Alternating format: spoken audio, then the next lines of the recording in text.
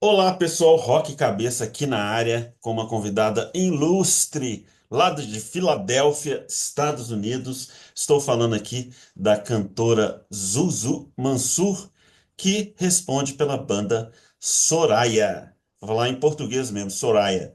Hello, Zuzu. Welcome to Rock Cabeça. Hello, thanks for having me. It's good to see you, Marcos. Yes, welcome here. It's a pleasure to have the mythical Zuzu here with us.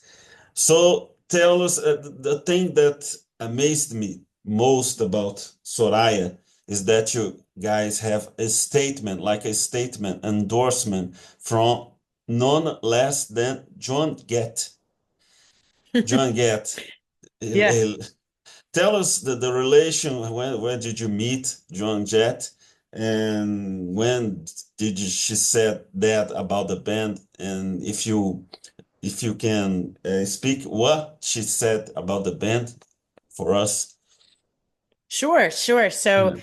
said Soraya is an extraordinary band who I love and admire. She gave Yes, us that quote for our quote. last full album, which was 2022, Bloom. And we met Joan, well, actually, we met her through Blackheart Records is Kenny and Meryl Laguna and Joan and Carrie Ann, their daughter. So it's like really, it's more than that, but it's those four core people. And Meryl was a big fan of Soraya's and had heard us on Little Steven's Underground Garage on Sirius XM, who we later had signed with Little Steven's record Mhm. label.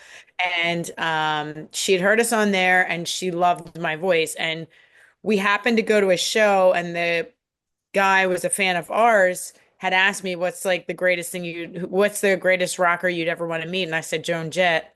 And a month later he bought tickets for us to go with him to go see Joan Jett, and he said, I just want you to know Meryl Laguna is a big fan of yours. And I said, really? So he brought us back to meet her, and she was really like, you got to keep singing. She was really encouraging. And then all of a sudden, we were just standing in this backstage area, and someone called us back. And we went to the backstage area, and Meryl introduced us to Joan, and we took a picture with her. And I told Joan what she meant to me and what she meant to rock and roll, really, and not just as a female, just in general, as what she, that never give up, tough mentality of like, if it's your dream, nobody's going to tell you you can have it. You just go for it. And that's what I loved about her. And that's, I had her poster on my wall and everything. And it was just surreal meeting her. I'd met a lot of people and worked with a lot of people that are pretty famous, but no one ever made me get like goosebumps like Joan Jett did. And so she's like, that's what you're doing for people now. And she had a long talk with me. And then we ended up opening for like a few weeks later in New Jersey. And then we just kept opening for them. Like we just would go on different tours with them. We did like two or three dates every time we did shows. So, and the last one we did was just in April. So, yeah, I mean, we love them. They're really cool people. They're really they really are rock and roll because we've played with other bigger bands and they all have like this huge entourage of like crew and they keep it really simple and really small and they've had the same people for years and that's like what we are. Like we just, we like Mhm. to keep it loyal and keep it small and keep it like, you know, um, I think she Mhm. sees that I have that same desire is basically what it Mhm. comes down to. And she likes the band. So Yeah. she's just always willing to give us a hand up. And now telling about working with famous people, you guys are going to open for L7 like in a festival in June. Yes. Tell us about this. It's a lot of female bands together. Yeah, this is actually a festival called Moto Blot. We've played Chicago a bunch of times and we love Chicago. We've played Chicago for years and there's one club we play there all the time called Liars Club. We love them and we always do well in Chicago. And I was like, I'd heard about Moto Blot because I'd heard about the festival and it was like mostly a motorcycle, like Indian motorcycles festival and just like that whole car culture festival. And so I was like, that would really work for us. And I think I actually heard a Joan Jett song when it was advertised, and I just wrote them and I said, "Hey, we'd love to be on your festival."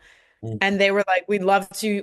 We've had you on our radar for a while now. We've known you and we've been watching you and we've wanted to ask." So they finally asked us to join the festival. And L7 was not the headliner at the time, and then they were all of a sudden. So it just worked out, and we were supposed to open for them at that, and then we're playing that with them, and then we're on a bunch of other festivals later in the year. But I like how it just kind of works out that way. We end up with those bands that kind of fit, you know? It really is like a flow to it all. Cool, really cool.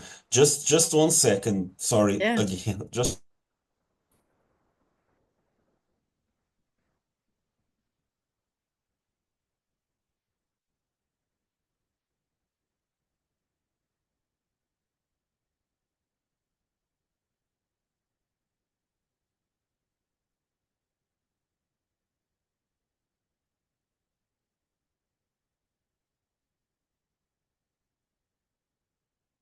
Yes, Judy.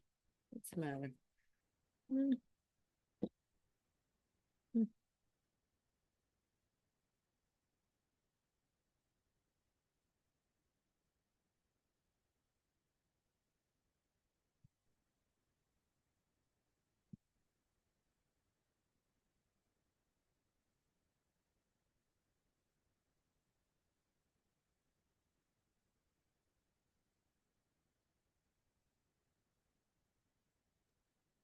so back.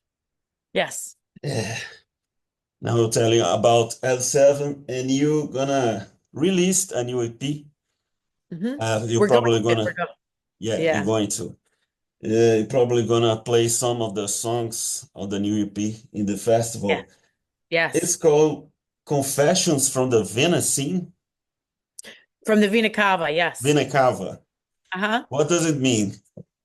Actually, the vena cava is the largest artery coming from the heart. It's to reoxygenate the blood. So I felt like this album or this collection of songs really was us. We've been doing it for a while and we really had reached a plateau just artistically and personally. And we really needed to kind of not to get off that wall. Like we just still were inspired, but we just felt like we had to make a bunch of changes. So we did.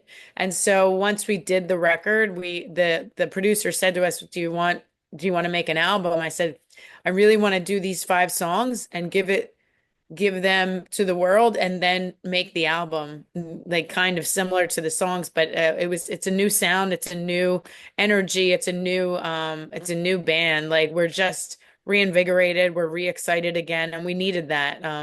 We needed something fresh and we needed to feel good. And it started with us, we left the label we were on and we worked with a whole new producer who we had worked with the same producer for 3 albums. So we changed producers and we went to Sweden to record with Thomas Skogsberg, who was worked with one of our favorite bands, the Helicopters and Backyard Babies and Entombed, some bands that we just really like, you know what I mean? So we went to work with them just to take a risk and it was really great. So we're gonna do it again. And I think that's what it really is. It's like, I think every record artists get more and more free to just say what they really want to say without people telling them what they think they sound like or what they should, sound like or what they expect them to sound like. And I think as you stay an artist and as you stay performing, you realize that your voice is your own and you kind of have to honor it. And I think that's why I called it Confessions from the Vina Cava. I feel like I'm saying more and more of like what we really feel and what we really are as a band. And I think that's the natural progression for any band, but it happened now for us. The last single, all right, okay, just simple as that, a simple title. But Yeah. it feels like it's more pop, it's Yeah. more accessible. Was it the Yeah. intention, the producer's intention to get you more sounding like more garbage, for example, a Uh, band?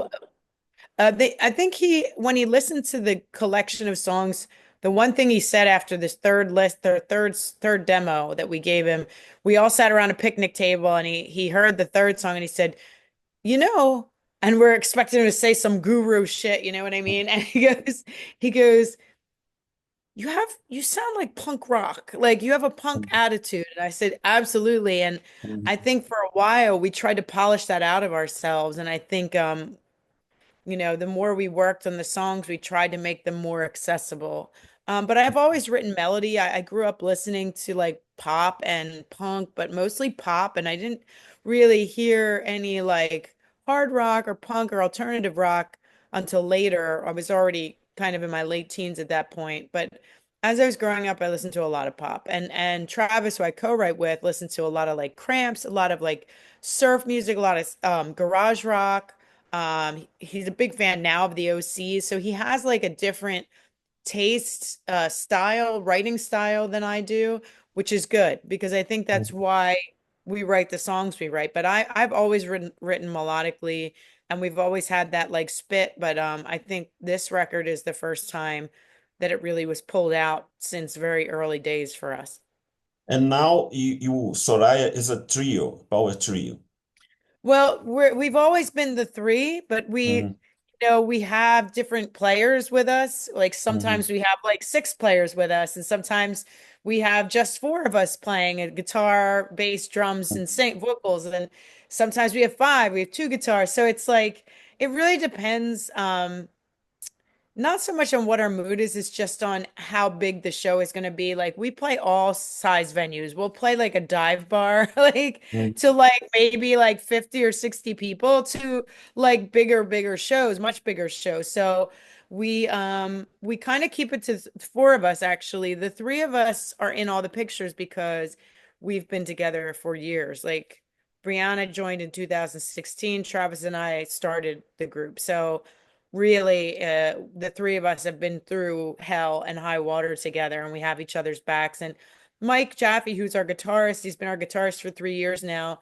He's just as much a member. We're just used to only putting three of us in the picture at this point. It's just we got used to it because we had four of us until about 2017, and then our main guitarist left, and so we never really felt like we had great players, but we never felt that chemistry where we had a band with the fourth player. And now we're starting to feel that way. So I think that's why you see three usually in pictures. It's like you finally having fun with the band, or did you always have lots of fun with your band? No, no, there have been really bad patches with this Yeah. band. I mean, we've been together a very long time. We all have the same fire for it and we have strong opinions.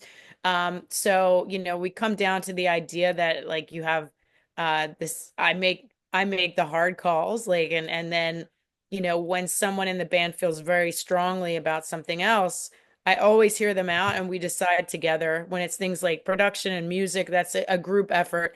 And then like just decisions about, how are we going to move forward? Is this a good idea to do this? Those usually are discussed, but I usually make those decisions. So, I feel like sometimes people are like, "Oh, you've been through a lot of guitar players." I'm like, "Yeah, but look at the three of us have never left. We've stuck together and we've toured consistently. We've never stopped. We don't take breaks. We don't like I think this is the longest break we've actually taken, and it's because we left our label and had to do that part on our own.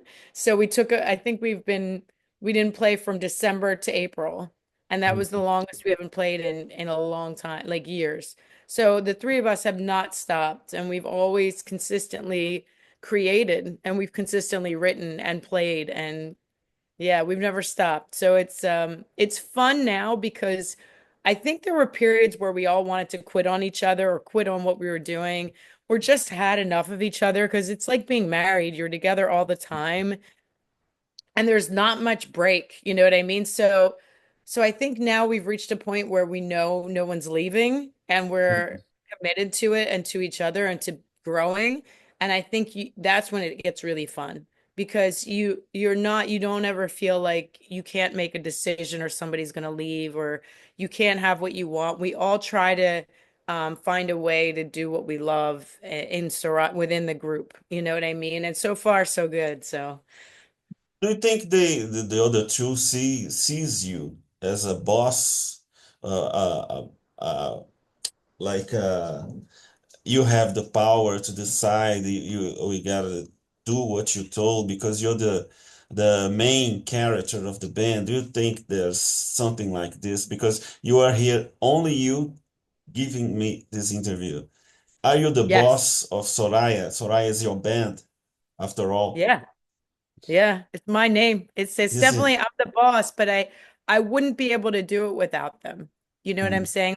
Like I'm definitely the boss, and I a friend of mine said to me once, heavy is the head that wears the crown, because some of the decisions and when you make mistakes, it's really you take that on, you take that on because I feel very responsible to for the success of the band. And I know they do as well. It's just that I feel like when I make a decision, I have to understand why I do it. But yeah, I think they do look at me like, well, she's the boss. We're gonna do what she wants, but it's not a dictatorship, you know what I mean? It's still very much a community and artistic. And I'm very open-minded with them because I trust them.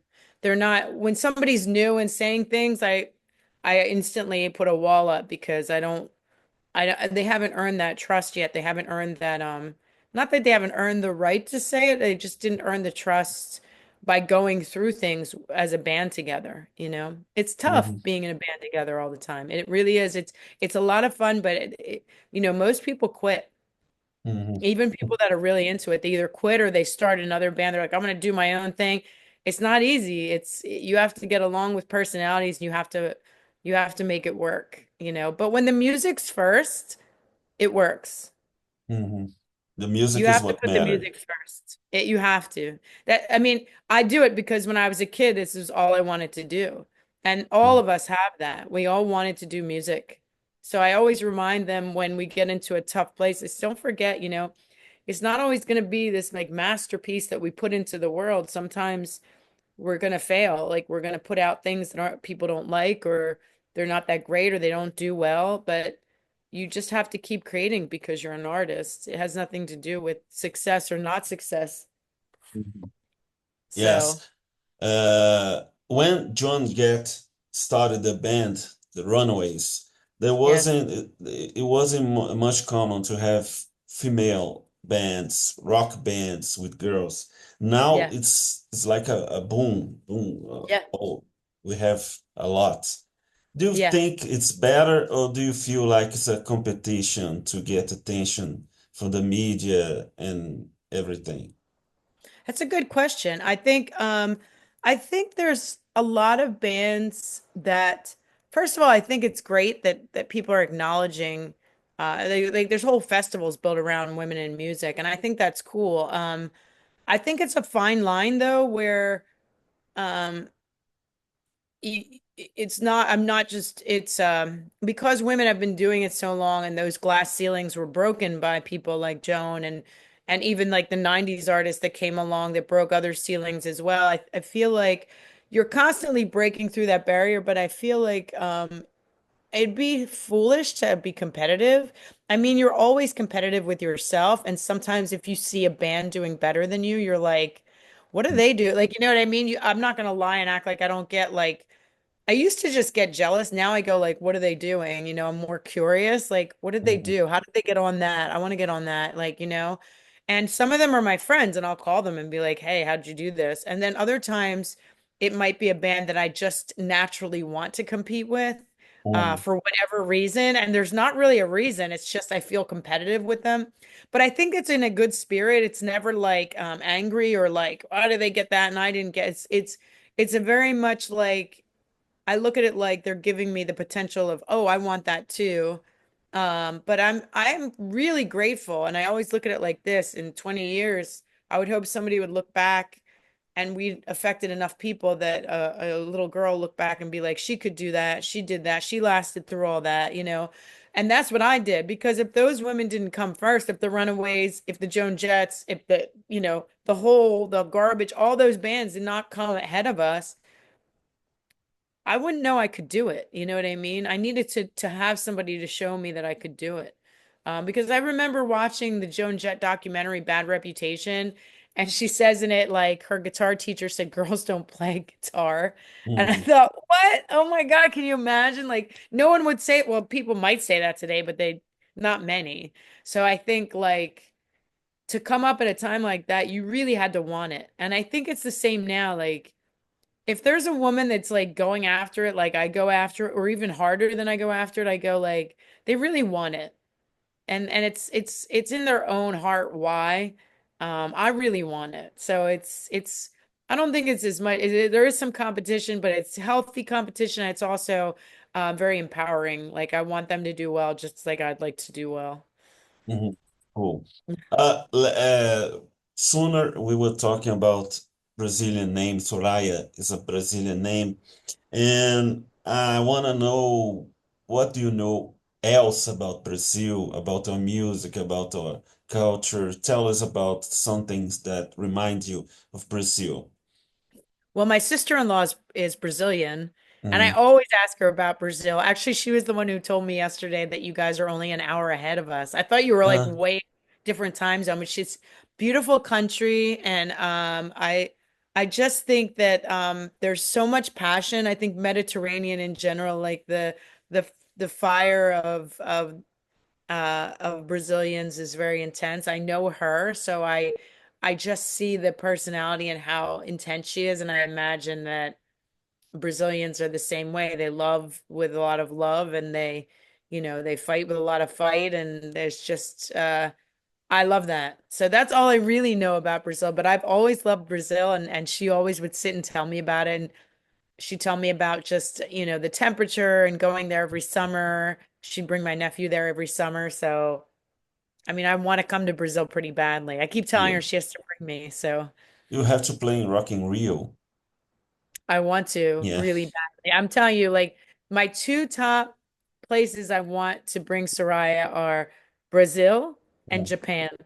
Mhm. Those are two places we've never been that I'd love to go. I mean, we had a number one song in Peru probably like 10 years ago now, like on Radio Doble Nueve back 10 years ago. And I can't buy out of nowhere, they just picked up the song and it went to number one. And ever Yeah. since then, I have to get to South America, but Brazil has got my heart. There's no, just that one little connection makes me want to go. And I know, um, São Paulo is pretty tough on your streamings, your Spotify streamings. There's a lot of São Paulo listeners. I noticed. Yes, I São like Paulo. it. I like it. Yes. So now it's a challenge. I want you to choose one of the songs, one of Soraya's songs. You can choose new songs, old songs, but you gotta tell us some secret about this song, how it was made, some gossip, some background story.